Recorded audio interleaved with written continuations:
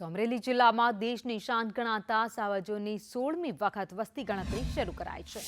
છેલ્લે 2015માં સિંહની વસ્તી ગણતરી હાથ ધરાઈ હતી। કોરોના કાળ બાદ છેલ્લે 2020માં માત્ર પૂનમ અવલોકન ગણતરી માન્ય રાખવામાં આવી હતી અને આ ગણતરી પ્રમાણે 674 સિંહ નોંધાયા હતા।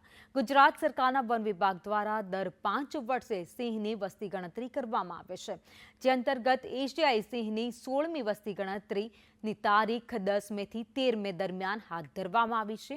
સિંહોની ગણતરીમાં રાજ્ય સરકાર અને વન વિભાગની સાથે સાથે સ્થાનિક લોકો, પર્યાવરણ પ્રેમીઓ સહિત કેટલીક એનજીઓ પણ ઉત્સાહપૂર્વક જોડાયા છે। દરિયાઈ કોસ્ટલ બેલ્ટ વિસ્તારમાં સીસીએફ સહિત ઉચ્ચ અધિકારીઓ પણ પહોંચ્યા હતા અને સિંહના એક ચિહ્નો પણ નોંધ્યા હતા।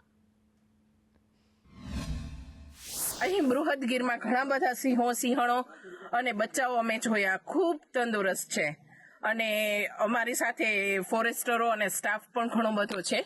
તો અમને લોકોને ફોર્મ પણ ફિલ કરાવડાવ્યા કે સિંહો કેવા છે અહીંયાના, એના નિશાનો, એના વિશે લખવાનું હતું, લોકેશન લખવાનું હતું। ઘણું બધું ખૂબ સરસ રીતના અમને સપોર્ટ કર્યો છે સ્ટાફે પણ, અને બહુ જ સરસ સિંહો અહીંયાના છે અને અમને બહુ જ મજા આવી। હું પહેલી વખત સિંહ ગણતરીમાં આવી છું। વિશ્વના એકમાત્ર એશિયાટિક લાયન ગીરની આજુબાજુ વિસ્તારમાં જોવા મળે છે। હિસ્ટોરિકલી આ વિસ્તારના સિંહ ગણતરી 35થી ચાલુ છે, જે આજે ચાલે છે એ 16મી વસ્તી ગણતરી છે।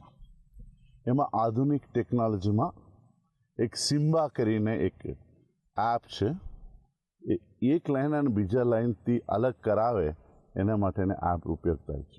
બીજું આપણને મેથડ છે DBV કહેવાય એને, જે આરેક બીટમાં ઉપલબ્ધ જાનવરને પોતે જોવાનું, એમને મૂછ કેટલી છે, એને કેસરી કેટલી હાઈટ છે, એને કેટલી ઉંમર છે, એ પ્રમાણે આઈડેન્ટિફાઈ કરવાનું।